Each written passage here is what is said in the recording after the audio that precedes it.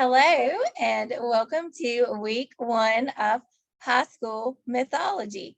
So today we'll get an introduction and an overview of the main gods and goddesses.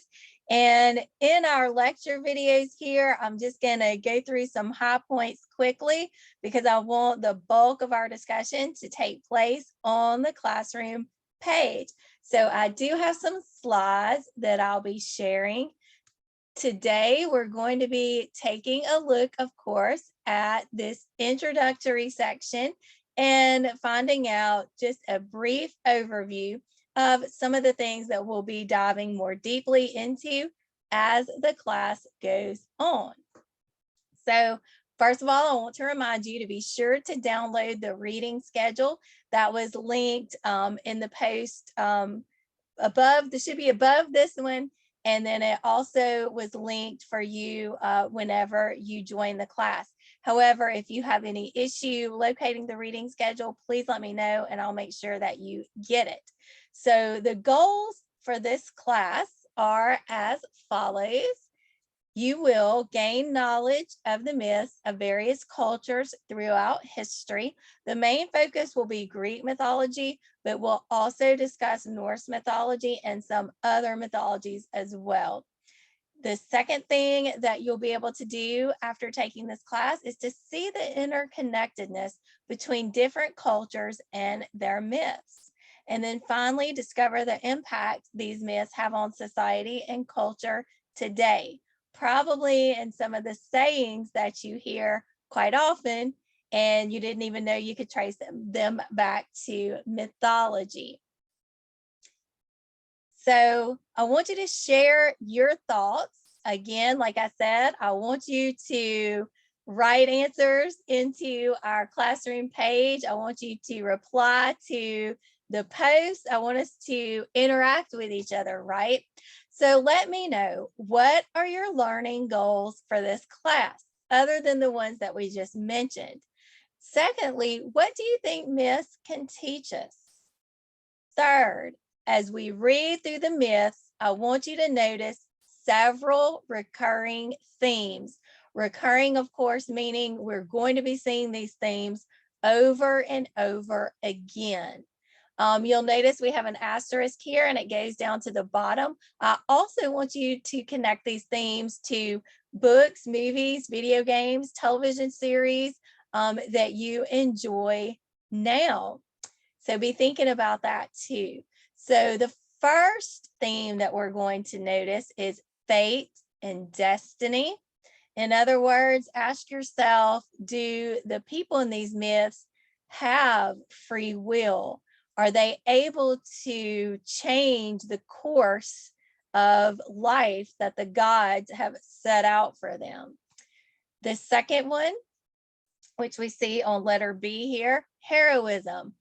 That's pretty much self-explanatory, right? Where do we see heroic acts displayed? Who is displaying them? And that kind of thing. C, pride. In particular, hubris, which is a specific form of pride, which is claiming to be equal to or better than the gods or goddesses. You will find time and time again in the stories where someone exhibits hubris, there is a terrible consequence for that person. Also, justice and revenge, love and beauty. So these are themes that you will be looking for as we go through the myths. And again, I just want to remind you to look for these themes in other, books and movies and things like that that you are reading, in your current life. And share your thoughts. Again, I'll try to remind you of that every time, right? Share your thoughts on the classroom page. So we're looking today at three main things: an introduction to classical mythology, secondly, the mythology of the Greeks, and then the Greek and Roman writers of mythology, because in this class, we will be looking mainly at our spine, our main book here, Edith Hamilton's Mythology, but this is what you call a secondary source.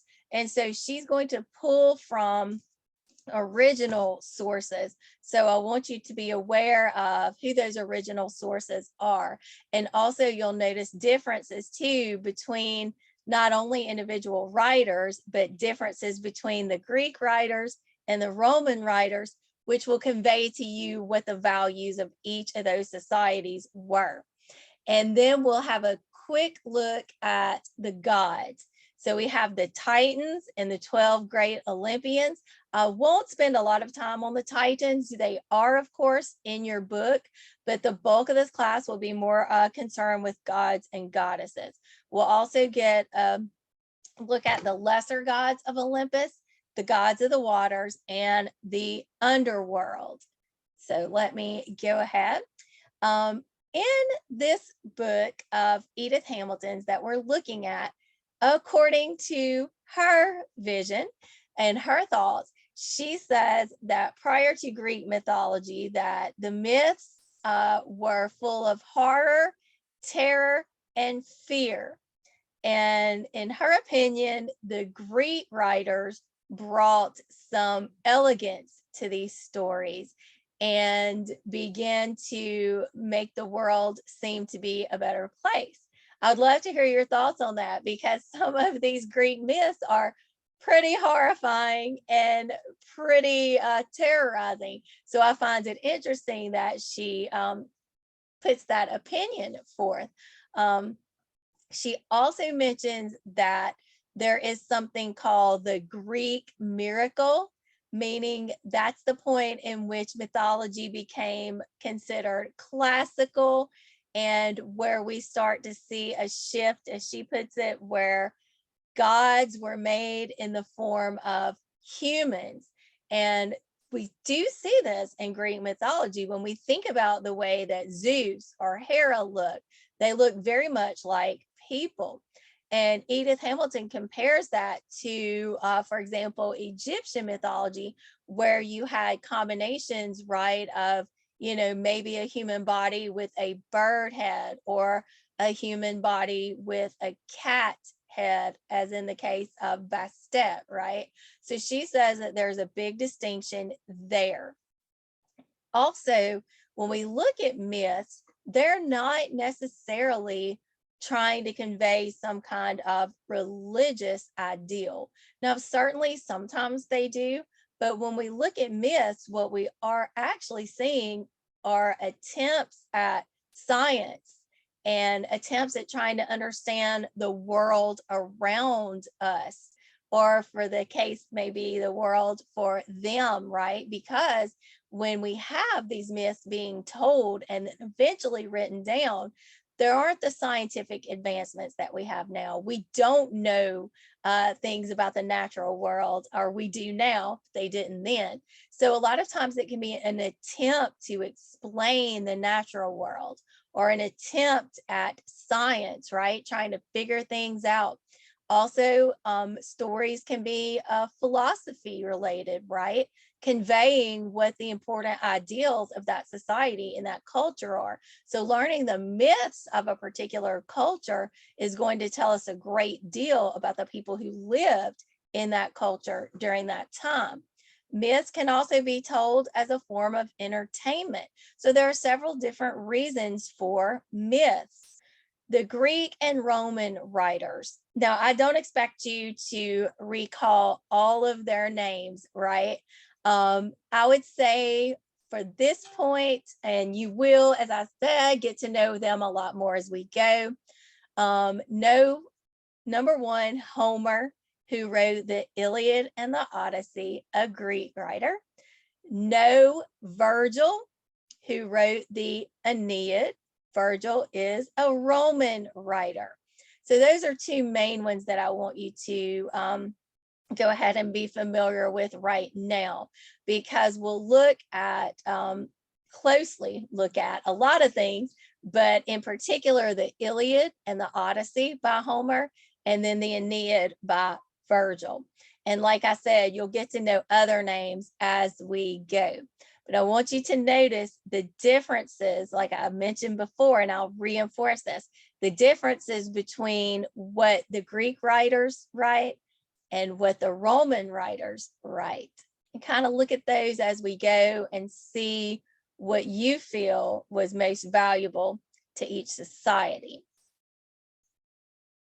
So the Titans ruled before the gods and goddesses.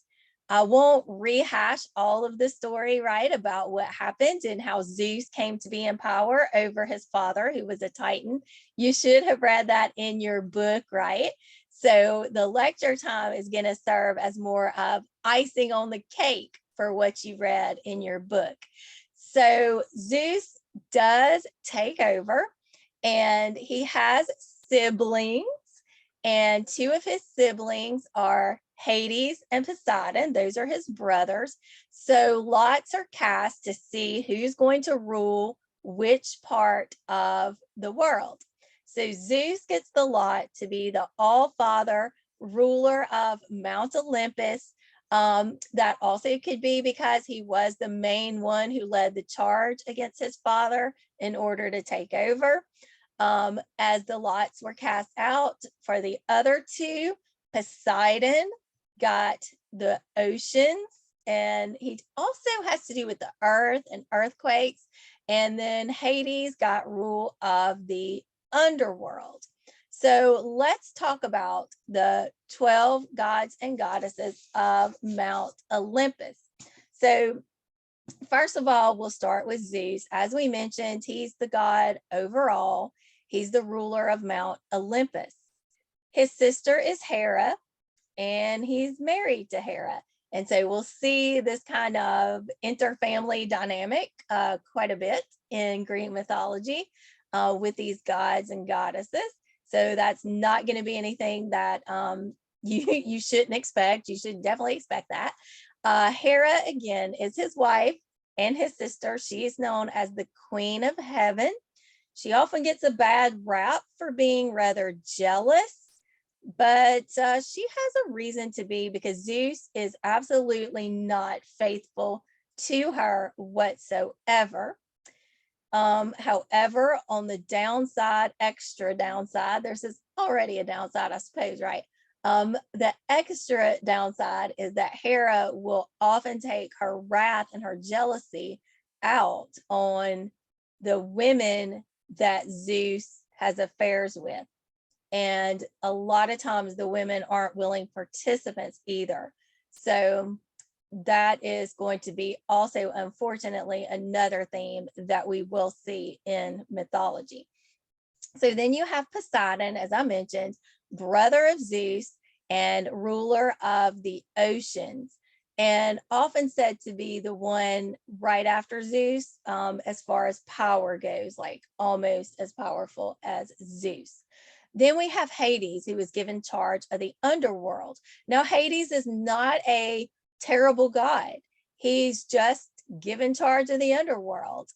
Certainly that would conjure up some fear for people, right? Because of the unknown, being in the underworld, but that does not make Hades a bad person. So the underworld has 3 different realms. It has the Elysian Fields, which is where all the heroes go. Some of the heroes that we'll be learning about, right? Achilles, Odysseus, they would go into the Elysian Fields, which is the most wonderful part of the underworld. Then the kind of average people didn't do anything terribly awful, but didn't do anything super heroic either. They will be in the Asphodel Meadows. And then if you did something really terrible, particularly if you are guilty of hubris, that sin that we mentioned a while ago of being prideful, thinking you're as good or better than the gods and goddesses, if you exhibit hubris, then you are quite likely to end up in the worst part of the underworld called Tartarus. And that is where you will receive punishment. However, Hades himself is not the one who is going to be punishing you in the underworld. It's going to be the Furies. So he, again, doesn't even have charge over that kind of punishment. Some famous mythological characters in Tartarus would be, number 1, Sisyphus. He's the one who rolls the stone up to the top of the mountain. And every time he gets it to the top, it just rolls back down again. And he has to keep on doing it. Another punished person, or Titan technically, in Tartarus is Prometheus. He's being punished by Zeus because he tricked Zeus. And Prometheus is chained and he's constantly having his liver eaten by an eagle. So every day the eagle comes to eat his liver, goes away, then the liver grows back so the eagle can just come right down and do it again. So those are a couple of examples of some of the punishments that you would find for those who especially angered the gods. Also, because I love dogs, I love cats, I love animals, period, I have to mention Hades' three-headed dog, Cerberus. Cerberus can be very vicious, right? Because he is very loyal to Hades, and he is the protector of the underworld. He won't let you in if you're not supposed to be in there. He won't let you out if you're not supposed to be out. But he can also be very loving. He is often said to even get very excited when someone new comes into the underworld, and he gets like a puppy would, right? Gets really excited and gets all, lovey-dovey, licking them and stuff. So he can be very playful too. So since we're already talking about Hades, let's talk a little bit about Demeter. Demeter is a sister to Zeus. She's also a mother to Persephone, who is going to be a very important part of the underworld. We'll look at a later story and find out, what Hades and Persephone and Demeter all have to do with the underworld. So Demeter is a sister to Zeus, as I said, which also makes her a sister to Hades. And she is in charge of fertility and the harvest and earth. So she makes sure everything grows as it should. And that is going to be a very important story a little bit later on. So that covered Demeter. Then we have Apollo. Apollo is the god of the sun. Now, he is not the sun, okay? So the sun is actually personified and called Helios, but Apollo is the god of the sun. He rides the chariot out that brings the sun across the sky, right? And Apollo has his twin sister, Artemis, who is goddess of the moon. She is a huntress. She likes to be in the wilderness. She is an archer, and she likes to be single. She doesn't ever want to get tied down in any kind of relationship. So she is wild and free in the woods. That will also come into a particular story, and we'll find out what happens when someone ventures too far into the woods of Artemis. Then we have Ares. Ares is the god of war. Nobody likes Ares, not even his mom, Hera, or his dad, Zeus. Nope, they don't even like him. That's because wherever he goes, he brings discord and strife with him. Sometimes they are said to be separate entities, and then other times they're said to just be like part of his personality. But he is the god of bloodshed, bloodlust, savagery of war. Then we have Athena. She's the goddess of wisdom. She's also the goddess of strategic war, but that of course would be strategy, right? Planning, clever, clever means of striking against the enemy. So she's that thoughtful process, whereas Ares is just the savage rout. Speaking of that, he's also said to bring with him rout and panic. So you can kind of understand then why no one would really like Ares, right? Then we have Aphrodite. She's the goddess of love and beauty. Then we have Hephaestus. In some accounts, Hephaestus is married to Aphrodite. Hephaestus is the god of the fire. He's the blacksmith god. He is the only physically unattractive god. So he sometimes is cast out of Olympus. There are different variations as to why.